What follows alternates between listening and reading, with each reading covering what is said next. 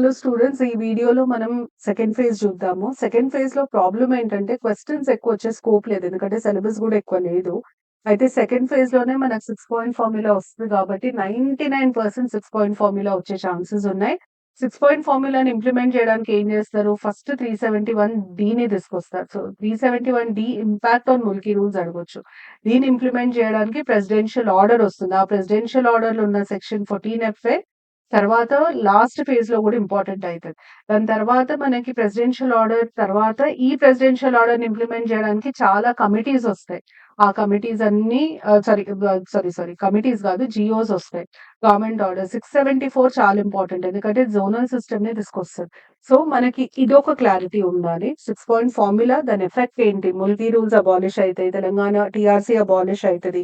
ముందు జరిగిన illegal appointments అన్నీ లీగలైజ్ అయిపోతాయి. తెలంగాణకున్న స్పెషల్ ప్రివిలేజ్ ఏదైతుందో అది వయలేట్ అయిపోతది.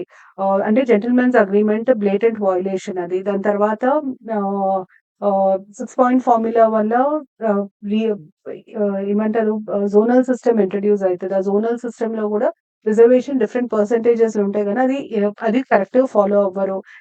సెక్రటేరియట్‌లో ఈక్విటబుల్ బేసిస్ మీద రిక్రూట్ జేయాలంటారు. కానీ అది గూడా ఫాలో అవ్వరు. అట్లా మనం ఇంపాక్ట్ రాయాలి.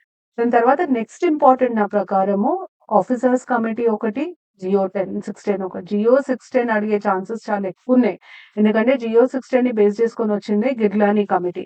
సో, మీరు రాసి పెట్టుకోండి. జయభారత్ రెడ్డి అన్నా, జియో 610 అన్నా, గిర్గ్లానీ కమిటీ. ఈ మూడిట్లో ఏదన్నా ఒకటొచ్చే ఛాన్సెస్ చాలా ఎక్కువున్నాయి.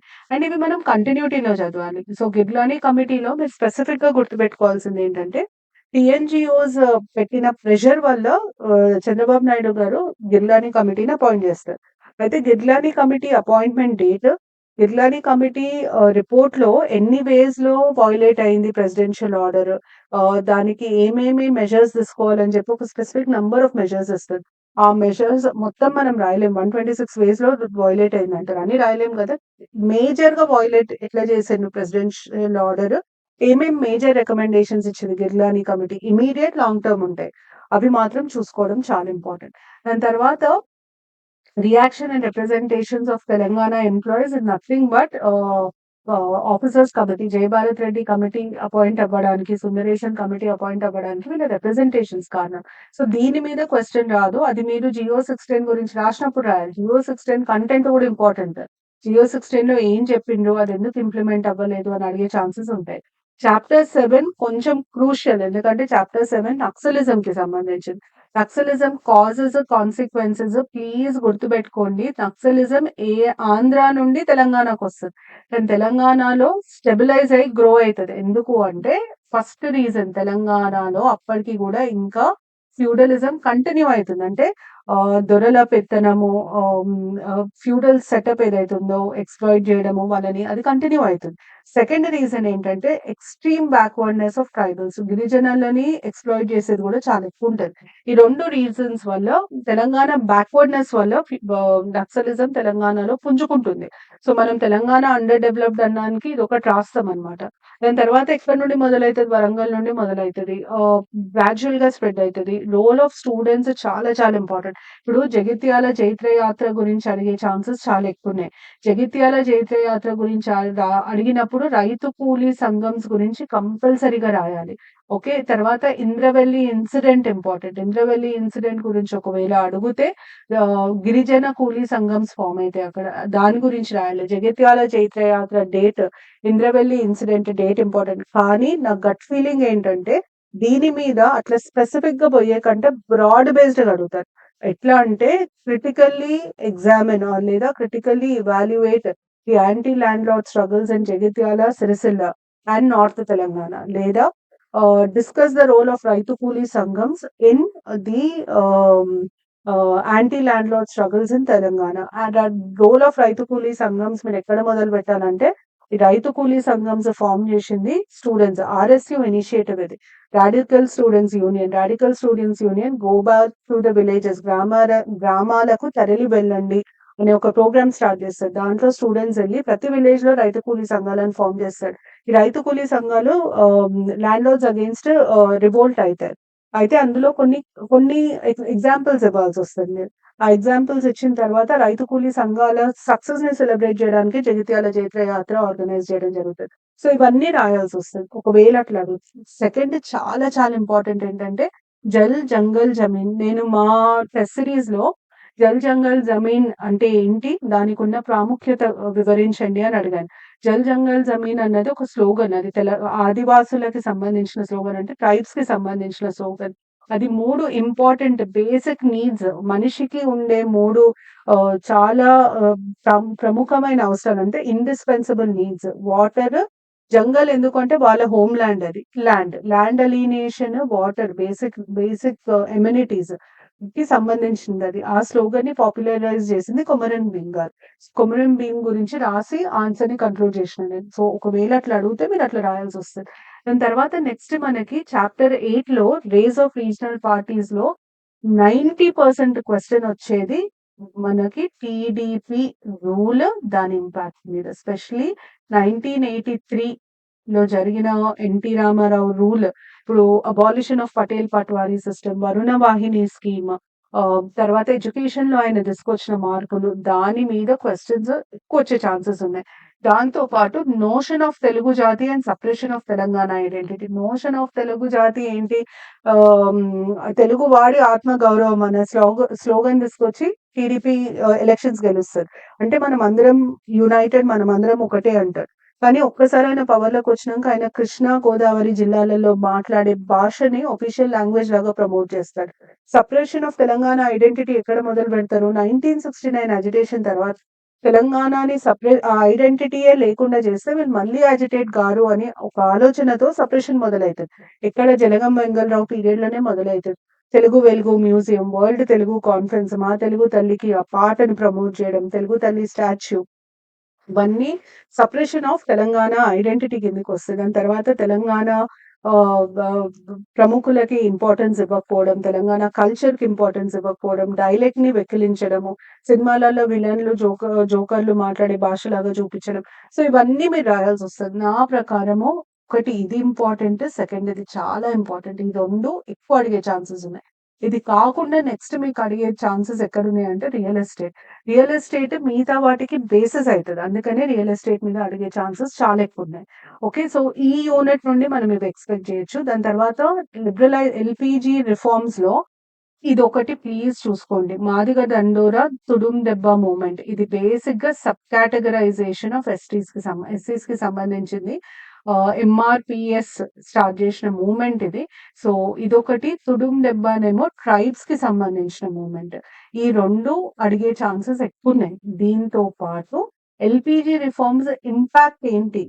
స్పెషల్లీ అగ్రేరియన్ క్రైసిస్ ఇంకా డిక్లైన్ ఆఫ్ హ్యాండీక్రాఫ్ట్స్. మీకిది 2 నిమిషాలలో చెప్తా చూడండి.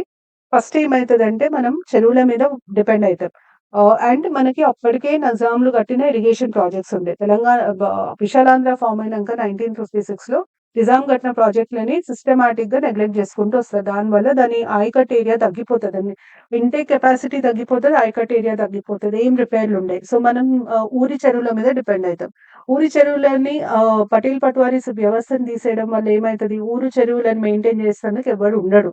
సో, దానివల్ల చెరువులు ఎండిపోవడం, చెరువులు కబ్జాలకు గురవ్వడము, నీళ్లు లేకుండా మనం గ్రౌండ్ వాటర్ మీద డిపెండ్ అవ్వడం మొదలైతది. రైతులు గ్రౌండ్ వాటర్ మీద డిపెండ్ అయినప్పుడు ఫ్రీ కరెంట్ ఉంటుండే. ఎల్‌పీజీ రిఫార్మ్స్ వల్ల ఏమైతదంటే ఫ్రీ కరెంట్ తీసేస్తారు. సబ్సిడీ తీసేస్తారు. కరెంట్ బిల్లులు పెంచుకుంటూ పోతారు. తెలంగాణకి మంచి క్వాలిటీ కరెంట్ ఇవ్వరు. బేసిక్‌గా మంచి క్వాలిటీ కరెంట్‌ని ఇండస్ట్రీస్‌కి ఇచ్చేసి అగ్రికల్చర్‌కి మాత్రం లో క్వాలిటీ పవర్ ఇస్తారు. దానివల్ల మోటార్లు చెడిపోవడం, మోటార్లు కాలిపోవడం, మళ్ళీ వాటిని రిపేర్ చేయించడం, ఇవన్నిటితోని ఏమైతదంటే రైతుకి బరువు పెరుగుతది. ఆర్థిక బరువు పెరుగుతది. అప్పులు ఎక్కువైపోతాయి. దానితో సూసైడ్స్ స్టార్ట్ అయితాయి. సో, ఇవన్నీ మీరు ఈ కోర్స్‌ని మీరు రాయగలిగితే బావుంటది. అట్లాగే వీవర్స్, చేనేత కార్మికులకి ఏమైతది పవర్ లూమ్స్ రావడంతోని ఇండస్ట్రీ బయట నుండి వచ్చిన బట్టలను ప్రమోట్ చేయడంతోని వాళ్ళ బట్టలకి డిమాండ్ తగ్గిపోతది. దాంతో పాటు వాళ్ళకి అప్పులు పెరిగిపోతాయి. కెమికల్ చేసే పవర్ లూమ్స్‌లో గూడా క్లాత్ మ్యానుఫ్యాక్చర్ జేయడానికి ఇన్‌పుట్ కాస్ట్ పెరిగిపోతది.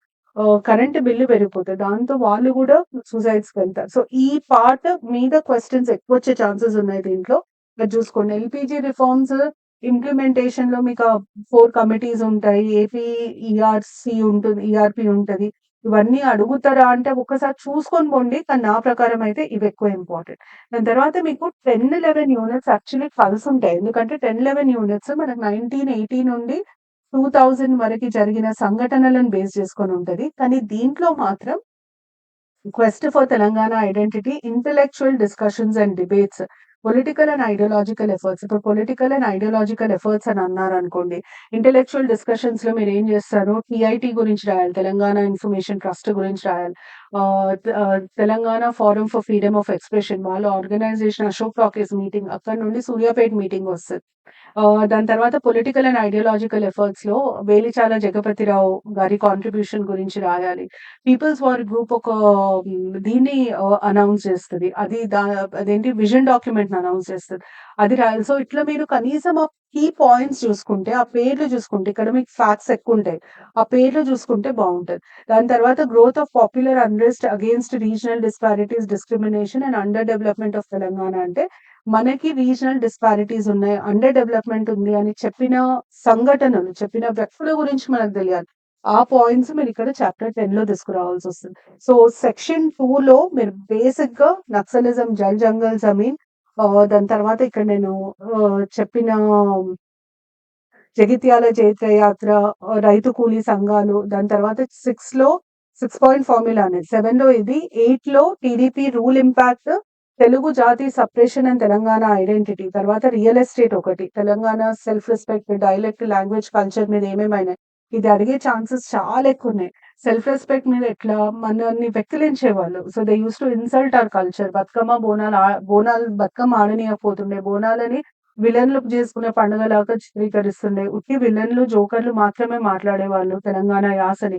ఎవరైనా తెలంగాణ యాస మాట్లాడినా అది అన్‌కల్చర్డ్ అని మాట్లాడేవాళ్ళు.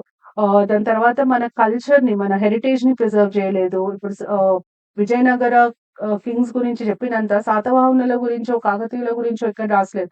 కాకతీయ చారిత్రాత్మక కట్టడాలని కాపాడడానికి ఏ రకమైన ప్రయత్నం జరగలేదు.